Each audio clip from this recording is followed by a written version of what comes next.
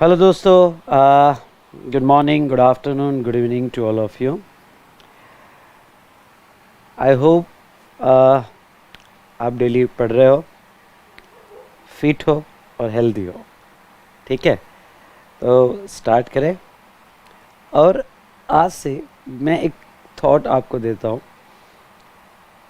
मेरे साथ आप ये कीजिएगा। एक लंबी सांस लो, take a deep breath, take a deep breath और कहो जो भी हुआ अच्छा हुआ, जो भी होगा अच्छा होगा। हम आए हैं कुछ अच्छा करने। ठीक है, तो सभी टेंशन भूल जाओ, आजू बाजू का जो वातावरण है वो सब भूल जाओ और अभी जो मैं पढ़ा रहा हूँ उसके तरफ 100% अटेंशन दीजिएगा। ठीक है, सबसे पहले हम स्टार्ट करेंगे हमारी revision. Are you ready for that? Yes और नो? चलिए, तो आई होप आपने पढ़ा होगा। पढ़ना ज़रूरी है, अदरवाइज़ याद नहीं रहेगा। डेली बेसिस पे मेरे साथ अगर आप रिवीजन करोगे तो सिलेबस हमारा कॉन्फिडेंटली मतलब जल्दी कवर हो जाएगा, जिसमें आपको पूरा 100% कॉन्फिडेंस भी आएगा कि हाँ, सब्जेक्ट मेरा बहुत अच्छे से हो रहा है और आपको इंटरेस्ट भी आएगा।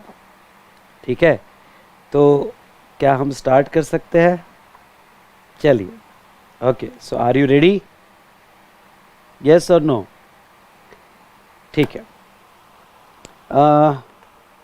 मैं पहले सेक्शन 12 से स्टार्ट करता हूँ, जो हमारा चार्जिंग सेक्शन है। सेक्शन 12 अगर आपको याद होगा तो अवर चार्जिंग सेक्शन 12 क्या कहता है? सेक्शन 12 कहता है, except as otherwise provided in this act और any other law for timing force, duties of customs shall be levied at the rate specified in custom tariff act on goods which are imported into India or exported from India. Now, the meaning of first two clauses are कि इस act की या other act की सभी provision अगर contradict करती है section 12 के साथ, तो सेक्शन 12 की प्रोविज़न प्रिवेल नहीं करेगी, अदर प्रोविज़न जो है सेक्शन 12 पे प्रिवेल करेगा। नाउ एक बार यस मेरे साथ पूरा इन्वॉल्व हो जाओ। लेकिन अगर कोई कॉन्ट्रडिक्शन नहीं है तो फिर लेवी जो होगी, जिसका रेट कस्टम टैरिफ एक्ट के थ्रू आएगा। अब बेसिक फंडामेंटल्स क्या है लेवी के? तो बेसिक यहाँ जो क्राइटेरियाज है लेवीज़ के वो ये है कि गुड्स होना चाहिए। ये लेवी कोई ट्रांजैक्शंस पे नहीं है, ये लेवी फिजिकल गुड्स पे है, टेंजिबल प्रॉपर्टी पे है। न गुड्स पे होना चाहिए which are imported into India और एक्सपोर्टेड फ्रॉम इंडिया। बिल्कुल ध्यान से सुनो, नहीं पढ़ा होगा तो मेरी रिवीजन में आपका नुकसान नहीं होगा, कोई आपका यहाँ पे कंसंट्रेशन डाइवर्ट नहीं होना चाहिए। जो मैं कह रहा हूँ मेरे साथ पिक्टोरियल इमेजिनेशन भी करते जाओ, जस्ट फील करते जाओ कि गुड्स आ रहा है, फिजिकली इंडिया में आ रहा है, ओके, और गुड्स इंडिया के बाहर जा रहा है। ठीक है, तो मैं वर्ड्स कहूँगा, आप पिक्चर इमेजिनेशन करो ना। उसके बाद में सेक्शन 222 कहता है गुड्स इंक्लूड्स क्या? वेसल। किसी ने इमेजिनेशन करो मेरे साथ, किसी ने शिप खरीदा, शिपिंग कंपनी है, एयरलाइन कंपनी है, उन्होंने शिप खरीदा, व्हीकल खरीदा, कार है, बस है, ट्रक्स है, व्हाट इट मे बी, या एयरक्राफ्ट, शिप एयरलाइन कंपनी ने एयरक्राफ्ट खरीदे, पर्सनल चार्टर्ड प्लेन खरीदे। ओके, जितना आप आदत लगाओगे ये पिक्टोरियल इमेजिनेशन की, उतना सब्जेक्ट इजी होते जाएगा और आपको याद रहेगा, उतना आपका इन्वॉल्वमेंट और कंसंट्रेशन बढ़ते जाएगा। Is it clear? तो यहाँ पे वेसल, व्हीकल, एयरक्राफ्ट, स्टोर्स में यहाँ इमेजिन करना कि भाई शिप में बहुत सारे फूड मटेरियल आ रहे हैं, फ्यूल है, स्पेयर पार्ट्स है, एक्स्ट्रा रखा गया है, और उसके साथ साथ ओके फर्नीचर वगैरह whatever the goods in vessel और एयरक्राफ्ट। अब थोड़े वर्ड्स पे ध्यान लाना, whatever the goods in vessel और aircraft includes fuel, spare parts and other article of equipment whether are not for immediate fittings, उसे store कहा जाएगा, और उस पर भी ड्यूटी आ सकती है अगर वो इंडिया में क्लियर होता है।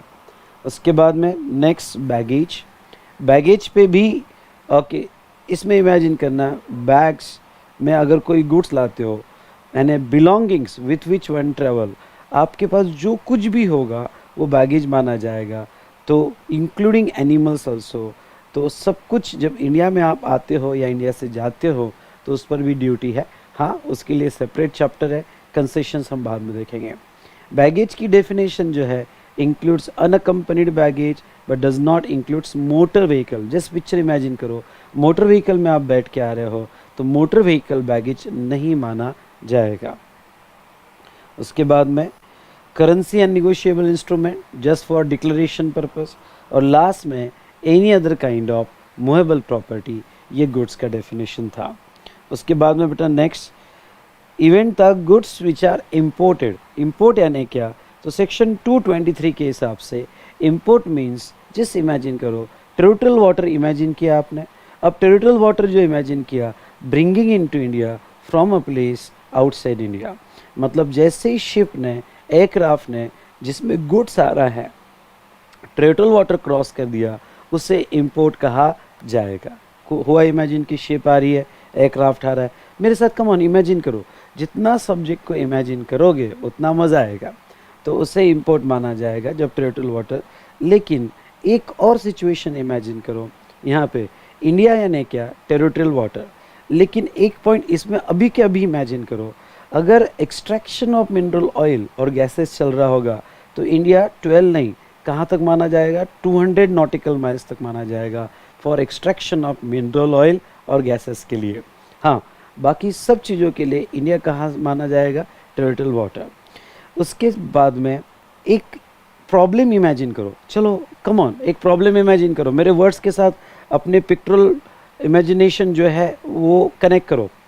एक प्रॉब्लम ये था कि शिप इंडिया में आ रही थी और उसने इंडियन टेरिटरी ही यूज़ किया, इंडिया में कहीं पे लैंडिंग नहीं किया और चले गया।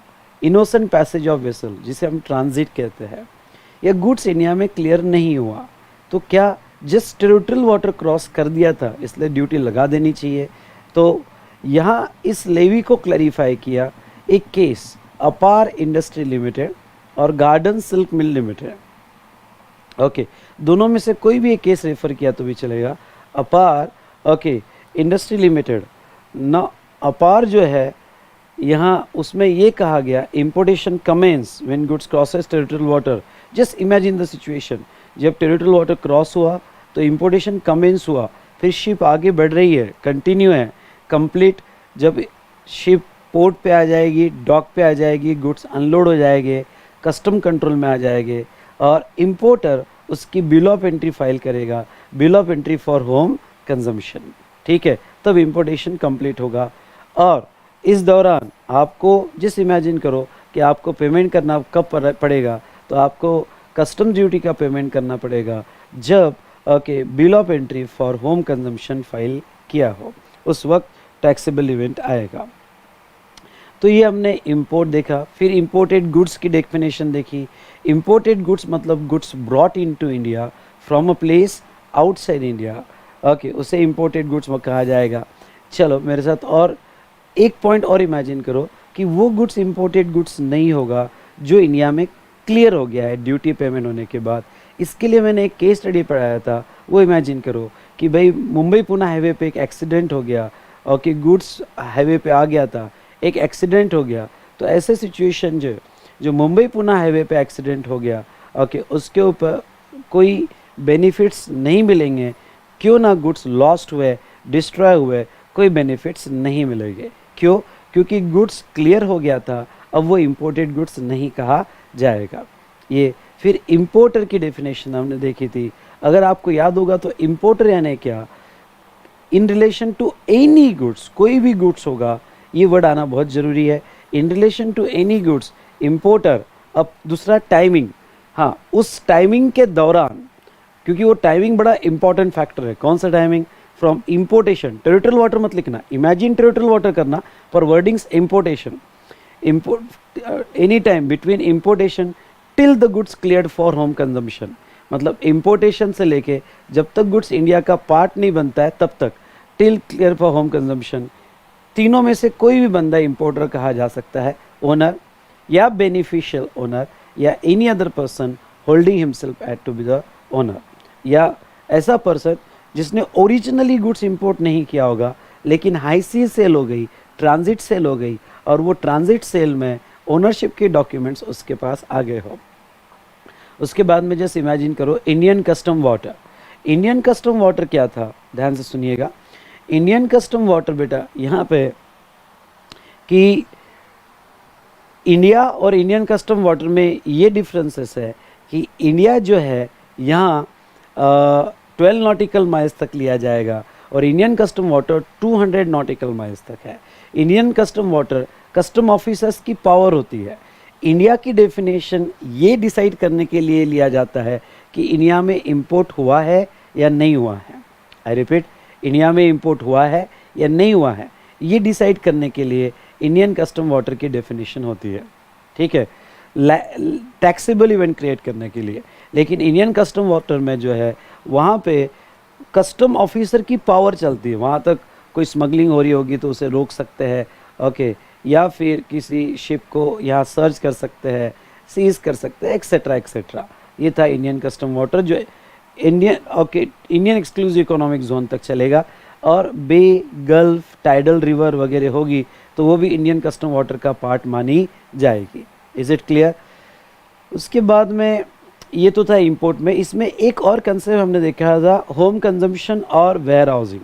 वेयर हाउसिंग का वो पूरा पिक्चर इमेजिन करो, ओके, गुड्स कस्टम्स एरिया में लैंड हुआ, हमारे पास पैसा नहीं था, ओके, तो हमने वेयर हाउसिंग की बिल ऑफ एंट्री फाइल की, ओके, पहली bill of entry for warehousing होगी, जहाँ बॉन्ड दिया जाएगा, bond amount thrice the duty होगा। एग्ज़ाम में नहीं पूछा जाएगा क्योंकि एक वेयर हाउसिंग चैप्टर नहीं है, लेकिन कुछ कंसेप्ट समझने के लिए ये वेयर हाउसिंग का प्रोविज़न मैं आपको समझा रहा हूँ। उसे into bond bill of entry भी कहा जाता है। नाउ जब गुड्स वेयर हाउस होता है तब कस्टम ड्यूटी नहीं पे होती है, custom without custom duty goods warehouse में चले जाता है।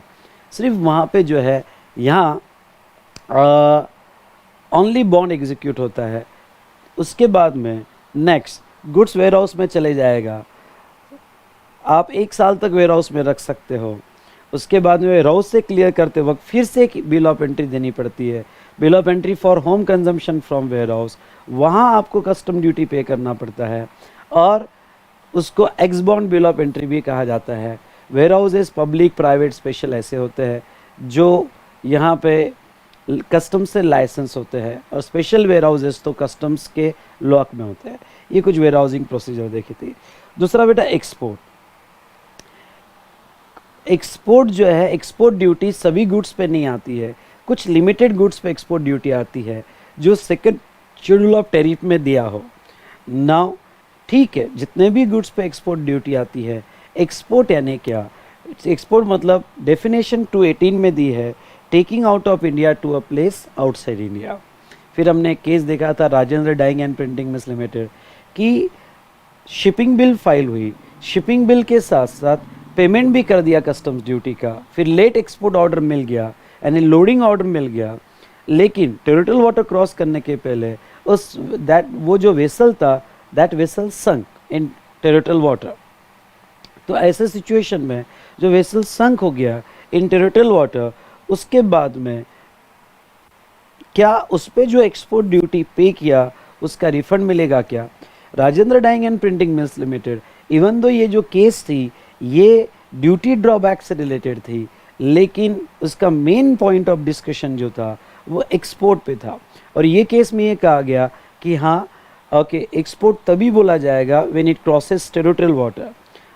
इससे ये मीनिंग लिया जा सकता है कि अगर हमारे गुड्स ने टेरिटोरियल वाटर क्रॉस नहीं किया, उसके पहले ही सिंक हो गया, तो उस पर दी गई एक्सपोर्ट ड्यूटी का रिफंड मिल जाएगा, क्योंकि एक्सपोर्ट हुआ ही नहीं तो question of collection does not arise. फिर हमने डेफिनेशन देखा था एक्सपोर्टर का। एक्सपोर्टर के डेफिनेशन में टाइमिंग, टाइमिंग यानी जिस दिन आप एंट्री दोगे, शिपिंग बिल दोगे, तो from the date of entry till goods clear for exportation, मतलब till the goods are exported, यानी शिपिंग बिल से लेके जब तक गुड्स टेरिटोरियल वाटर क्रॉस नहीं करता है उसके बीच में ओनर, बेनिफिशियल ओनर और any person holding himself add to the owner, वो यहाँ पे एक्सपोर्टर माना जाएगा। और एक्सपोर्ट गुड्स यानी goods which are to be taken, यानी दो वर्ड्स में फ़र्क समझ लो, export goods and exported goods. Export goods मतलब जिसे ले जाना है, which are to be taken, और एक्सपोर्टेड गुड्स मतलब ओके जो टेरिटोरियल वाटर के बाहर क्रॉस हो चुके हैं। ठीक है, तो ये कुछ इंपॉर्टेंट डिस्कशन चैप्टर 1 में हमने देखा था। फिर हमने स्टार्ट किया था चैप्टर 2। चैप्टर 2 में हमने क्या देखा था, हम आगे ये देखेंगे यहाँ पे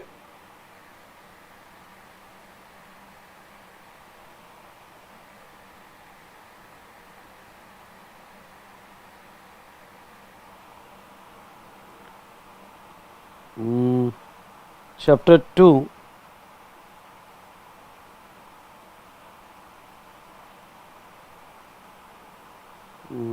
जस्ट अ मिनट।